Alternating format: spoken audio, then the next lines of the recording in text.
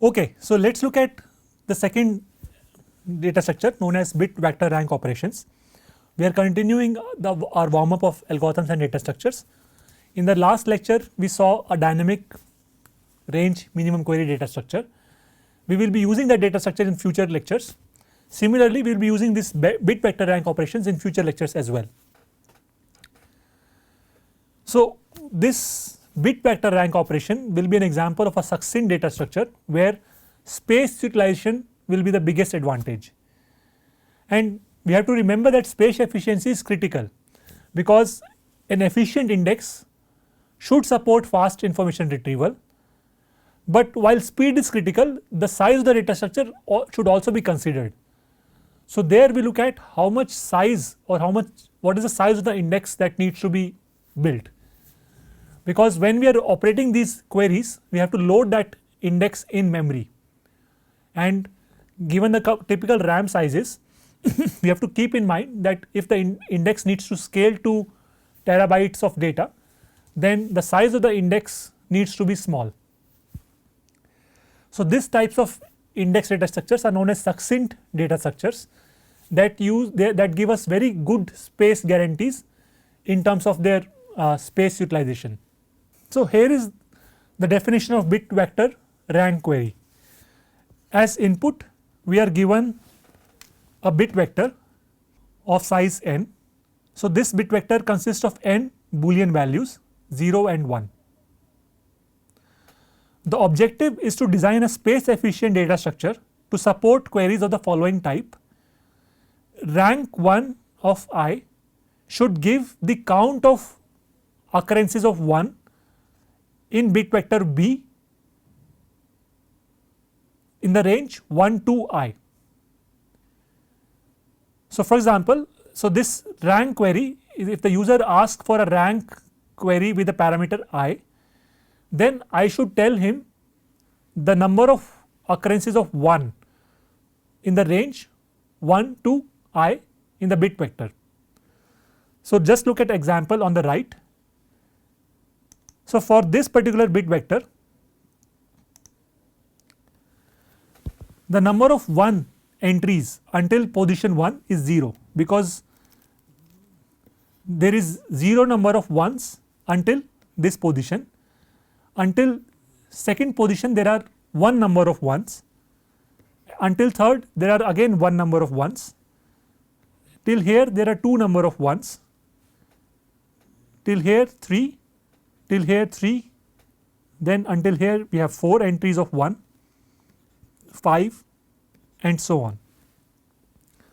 So, this is giving you a cumulative count in some sense of how many 1s have occurred until a given specified position in vector B. So, this is a fundamental operation on bit vectors. So, many applications involve bit vectors, and doing rank operations on top of bit vectors is a fundamental query. Similarly, in the previous example we saw we were counting the number of entries 1. We can also similarly define function query rank 0. So, where we would be counting number of entries 0, but note that if you know rank 1, then you automatically know rank 0, because rank 0 of until position I is equal to simply I minus rank of 1, because we can obviously count the number of entries 1 and the remaining entries will be 0. So, we can subtract rank 1 from I and the remaining entries will be 0. So, for this, therefore, this sort of building specific data structure for rank 0 is redundant. So, we will be only looking at how to support these rank 1 queries. As I said, in the later lectures we will be seeing this as a fundamental building block for space efficient data structures for genomic data, but for now I will give you a simpler motivation. So, for example, let us say you have a bit vector of a large bit vector, and suppose n is 10 raised to the power 12. And what this bit vector specifies is, it specifies whether a given number is a prime number or not. So, for example, 1 is not a prime number, so there we put 0, 2 is a prime number, so there we put 1, 3 is a prime number, there we put 1, and so on. Now, given this type of bit vector which is specifying whether a given entry is a prime number or not, one can use this bit vector and ask some queries of the type like, how many prime numbers are less than equal to 5, 6, 9, 4, 9, 3, 3, 3, 4, and that can be immediately answered if I have access to a rank data structure. I can immediately quickly I can access this rank, make this rank query and give the answer to the user. Similarly, I can ask how many prime numbers exist within this range, and that can be done by taking the rank value at this index and subtracting it from the rank value at this index. So, this is a trivial example to motivate the importance of rank queries. I have one more example for you. Here, imagine that you have a sparse table, a very big sparse table where the number of non-zero elements are very few. So, the number of non-zero elements are k, and k is significantly less than the size of table A, which is n. And let us say that each non-zero value is one of these 0, 1, 2 until u. So, it is an integer within the range 0 to u. Now, the question is, how would you store this sparse table?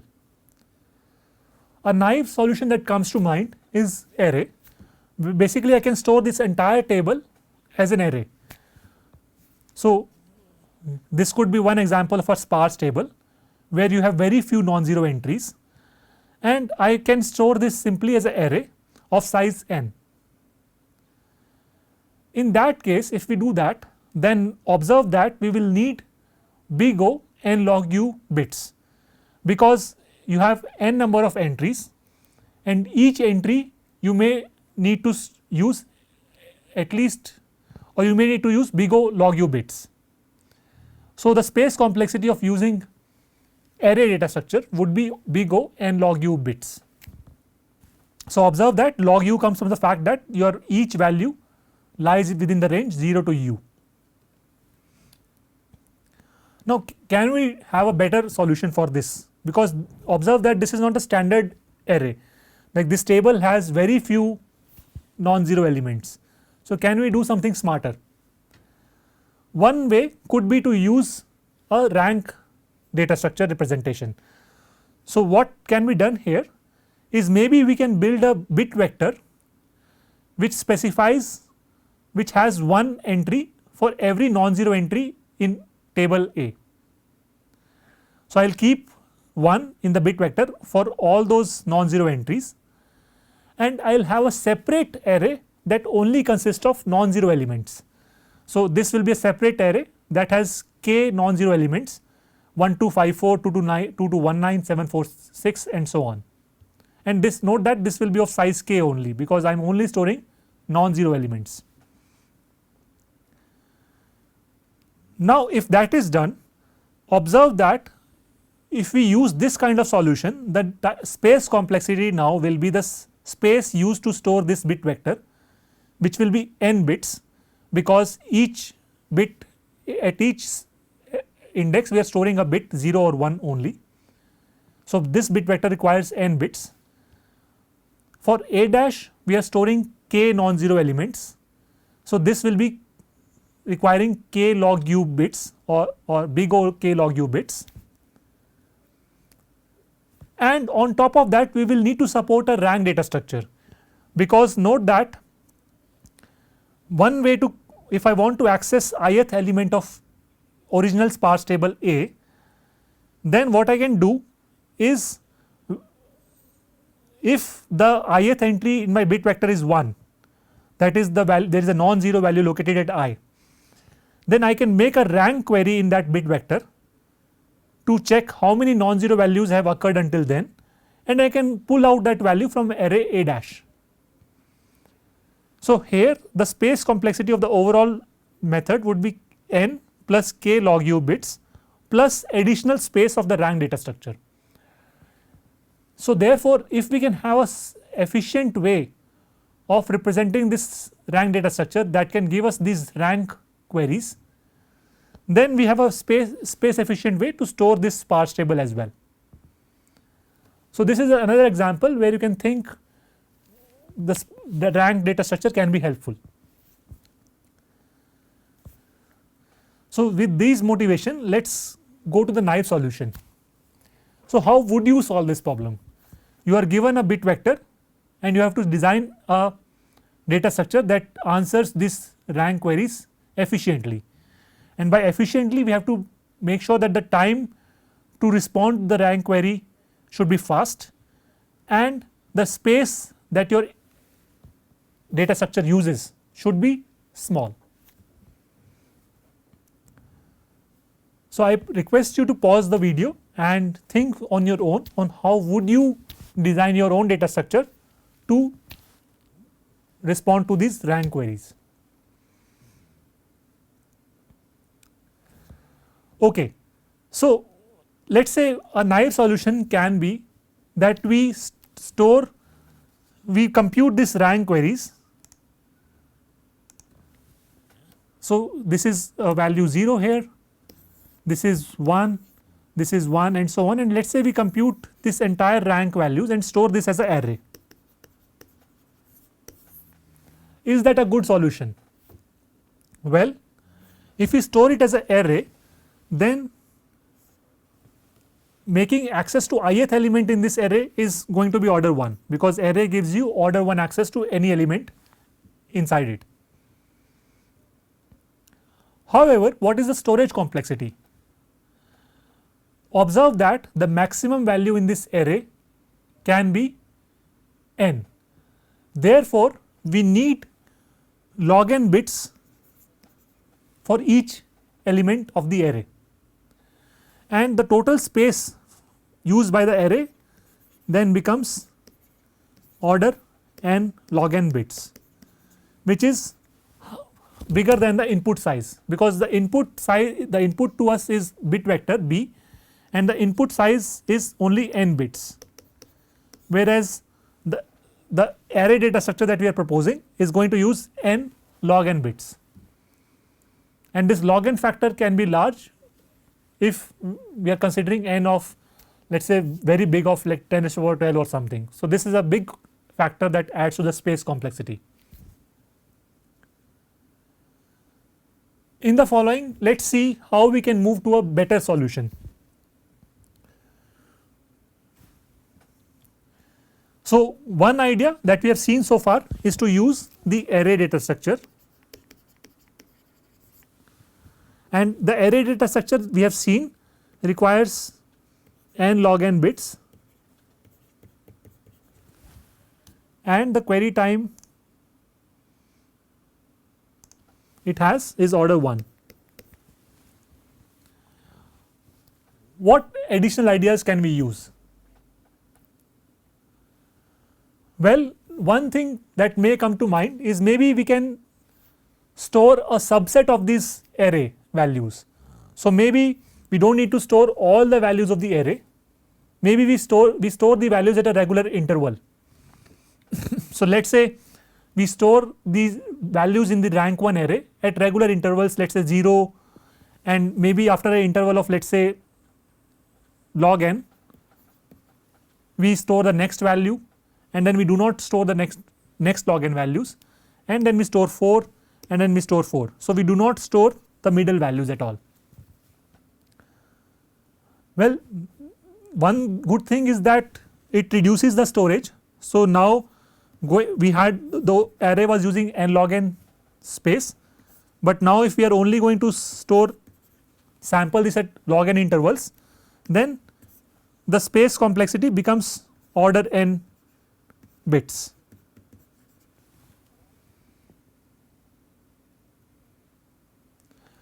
But what is the catch? The catch here is that the query time is not order 1 anymore. So, for example, if I make a query at the middle of these two values, then I will have to explicitly count the number of 1 entries in this block.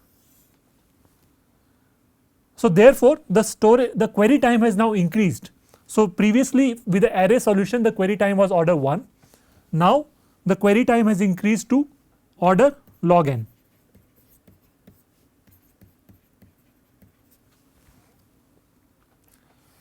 So, you can see that there is a query, if we employ this sampling idea, there is a time and space trade off.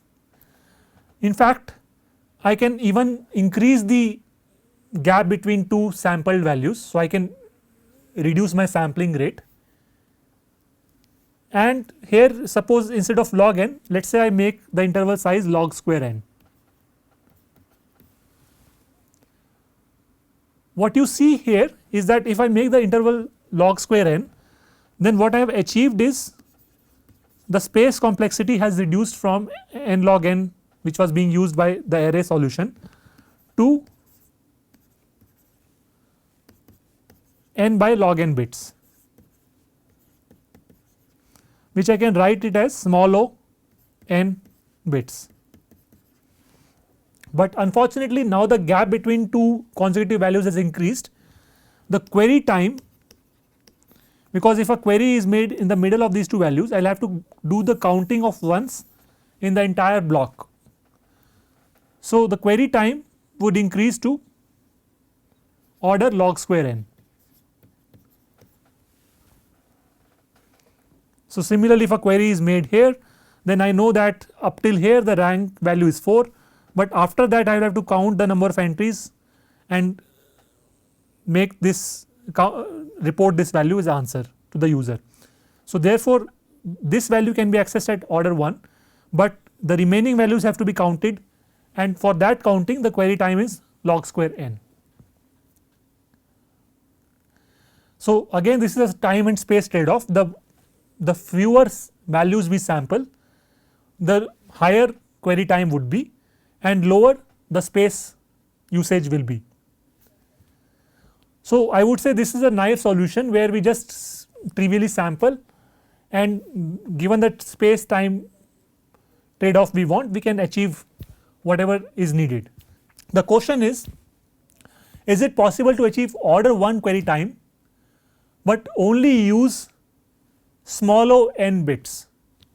That is, is it possible to achieve this space, but at the time that was used by the array solution on the left? So, this is what we want to study in the rank data structure, that is, we want a solution that is space efficient, it uses small o n bits only, and still it should give you order 1 query time or constant query time. How can that be done? Let us look at the solution in the next few slides. The first trick that we are going to use is the same as I just described before. We are going to sample subset of the values from the rank 1 array.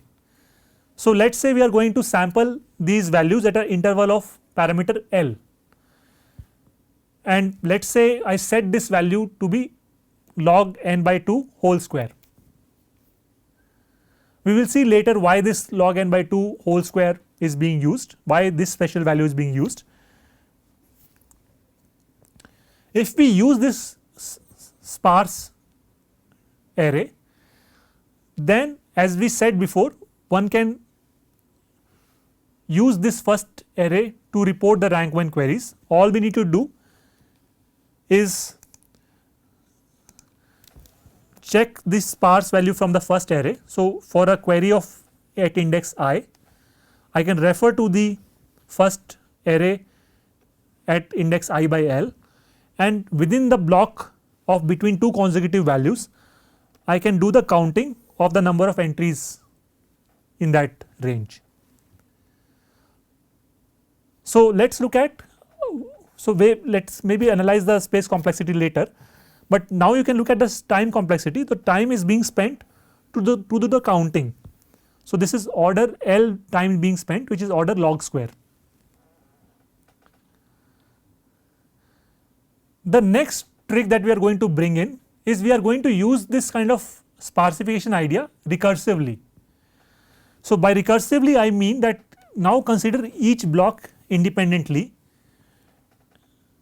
We are going to, within each block we are going to further build a supporting data structure so that we can reduce the counting time here. So the counting time being used here, we are going to use that by further sampling the rank values.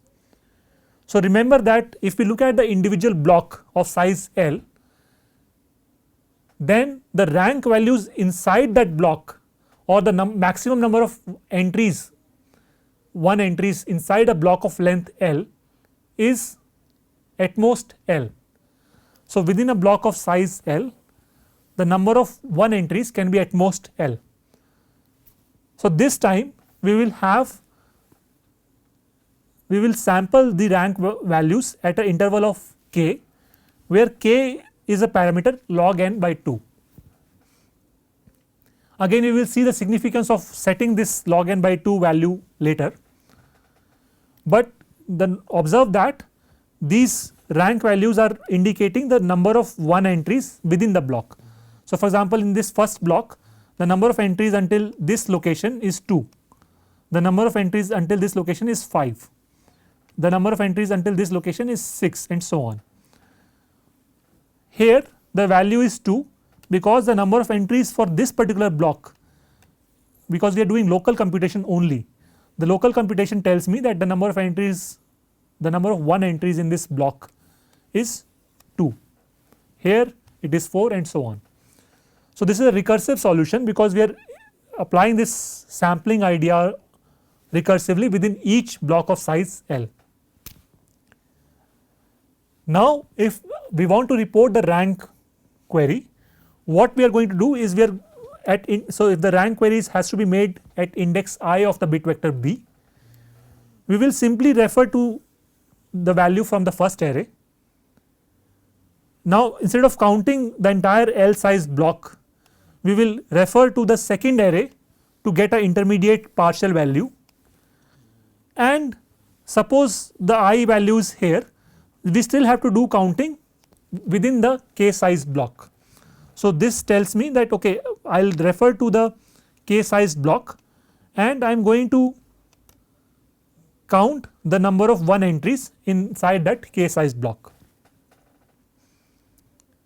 So far what we have achieved is that the time complexity for accessing first and second arrays is order 1 and the counting time is order k, because which is order log n, because the counting has to be done at most on k values.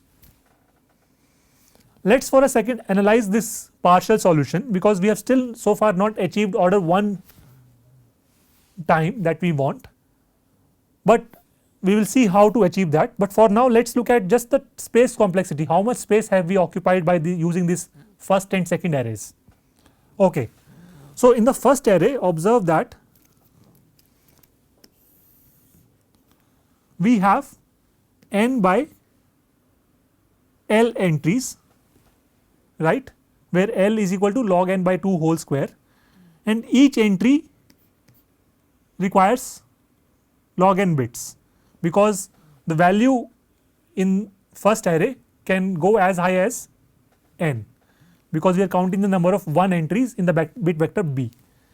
So we need these many bits, which is basically if you put the value of L, we are going in the big O notation, we can write it as n by log n bits.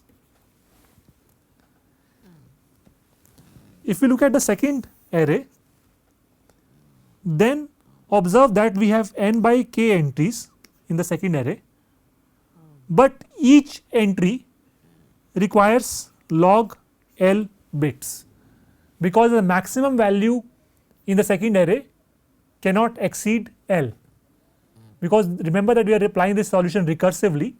So within a L size block the number of entries cannot exceed L, and if we put the values of k and L here, what you get is n by log n. Let me use this asymptotic notation, big O. So this is n by log n times log n bits, and observe that I can simplify this big O notation and I can say that this is small o n bits for first array, and similarly log n is a faster growing function than log n, therefore I can also simplify it as small o n bits. So far space wise we are good, because we are only using small o n number of bits, which is what we wanted, but time wise we still have to do little more work, because we are spending order k time in this counting step, and we would like to employ some trick to reduce this to order 1. So this is where the 4 Russians technique will come into the picture. That is, we want to do something that we want to avoid counting in these k minus 1 values, or that is k sized blocks, to achieve order 1 access time. So here is the final trick. Let us see.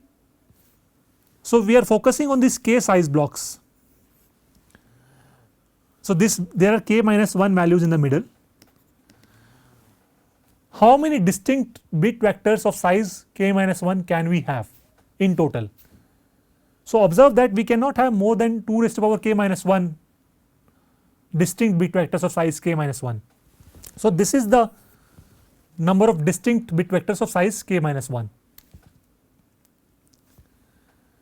If you plug in the value of k, you will see that this is a very small value actually. So if we put the value of k, so 2 raised to power k minus 1, where remember that k was log n by 2. So 2 log n by 2 minus 1, this is less than 2 log n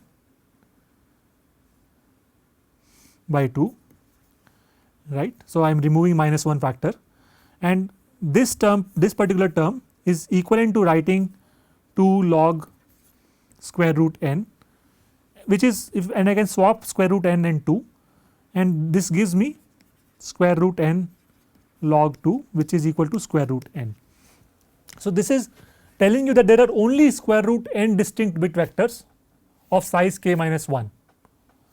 So this is the upper bound, and because there are so few bit vectors left, how about we just apply our naive solution on these bit vectors? And the naive solution was to just build an array of the rank values on these bit vectors. So what we are going to do is we are going to enumerate all k minus 1 sized bit vectors starting from 0 0 0, 0 0 1, 0 1 0 and so on. Here I am using the value of k minus 1 to be 3 for this illustration. So I am going to enumerate all k minus 1 sized bit vectors, and I am going to apply my naive solution of building an array. So for example, for this 0 0 0 the rank values are 0 0 0, for this 0 0 1 the rank values are 0 0 1, the final, if you consider the last one, for this 1 1 1 bit vector the rank values are 1 2 3, and this is the simple naive array based solutions that we are going to use, that we are using, except here that we have k minus 1 arrays now, because for each bit vector we are computing a k minus 1 sized array, right. So this is, I am putting this as a lookup table, I am calling it a lookup table because now we have, so you can think of it as a key and this is a value where you have 2 raised to power k minus 1 distinct bit vectors, and as output you are reporting these k minus 1 sized vector, and within that vector you may want to access a particular element. So what has happened with this lookup table is basically we have enumerated all possible k minus 1 sized bit vectors, and we have explicitly computed rank 1 values of all those k minus 1 sized bit vectors. So, this is something known as 4 Russians technique, because this was actually only one of the 4 authors of the inventors of this authors was Russian, but somehow this technique came to be known as 4 Russians technique.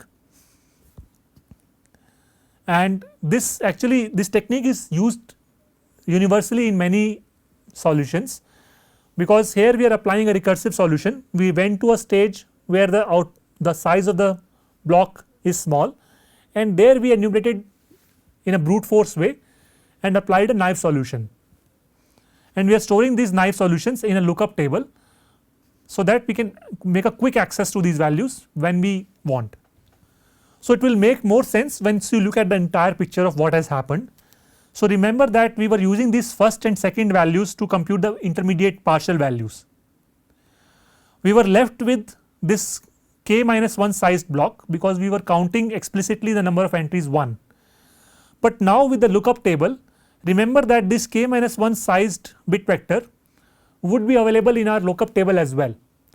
So, we can simply read these k minus 1 bits in a single go as a word, because the RAM model typically allows you to read consecutive bits as a word in order one time. So, I can read these consecutive bits from my bit vector B, and I can make a lookup in my previous table depending on what those k minus 1 values are, and immediately I have access to the rank 1 values corresponding to that bit vector. So, all I need to do is to add up the rank value corresponding to these local 1 entries, and if I add all these up, I get my final rank value. So, Ci is the key here, where Ci specifies the k minus 1 entries here, and I mod k is the specific entry in this rank 1 vector which I want to use while computing the final value of rank 1 I. So, what is the construction time?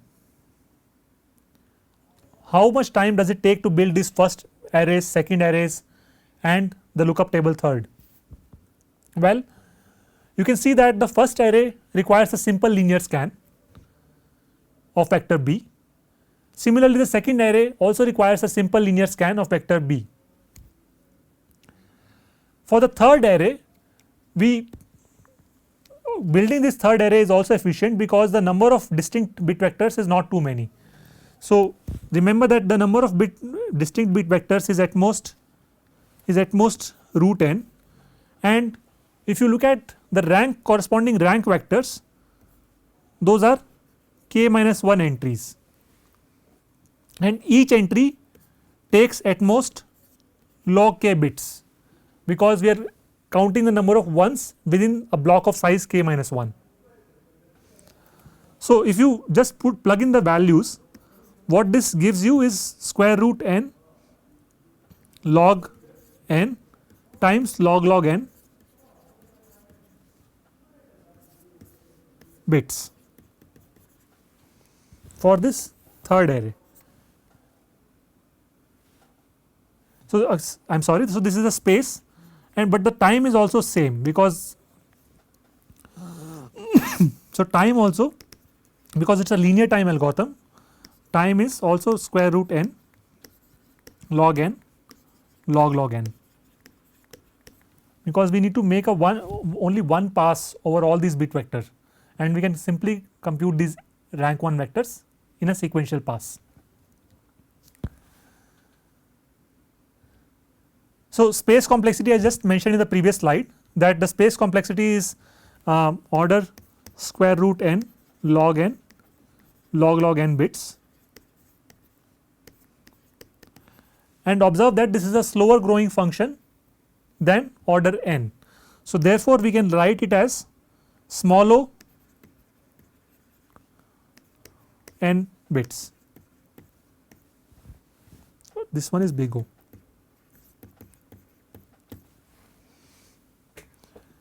Because this function is a smaller growing function than n. So, what we have accomplished is, we have previously realized that the space complexity of first and second array was already sublinear, and for the third array as well, we have realized that the space required by third array is also sublinear. So, to summarize, what we have achieved is, we have achieved a data structure that gives order 1 access to these rank queries while using sublinear space. But remember that alongside this first, second and third arrays, we also need access to the bit vector B, because we are going to make the lookup of k minus 1 bits inside that bit vector B. So what we can summarize this as saying that this bit vector uses order n, sorry, small o n bits in addition to the bit vector B itself, such that the operation rank 1 can be supported in constant time. And here we are assuming that a RAM model of word size log n, because we are assuming that those k minus 1 consecutive bits can be accessed or can be read from the RAM in order 1 time. This representation can be built in linear time, because the construction of this first, second, third arrays takes linear time, and together they take n plus small o n space, where n is your bit vector and small o n is the space used by first, second and third arrays. So this is a clever data structure that gives you a very space efficient way of making rank queries.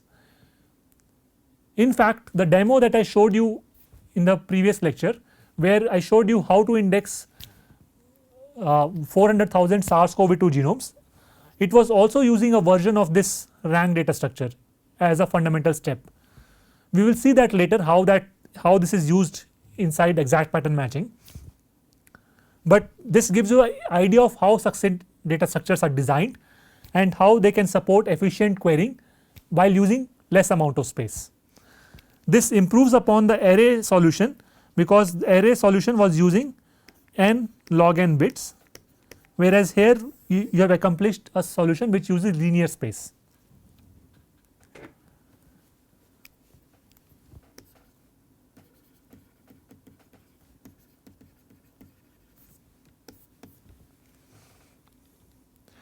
So this completes the algorithms and data structures warm up of the course, and we will close the introduction module of the course here. In the next lectures we will start looking at actual bioinformatics problems, exact pattern matching, approximate pattern matching and so on, and there we will realize what problems have to be solved for biological applications, and we will use clever algorithms to solve them. Thank you.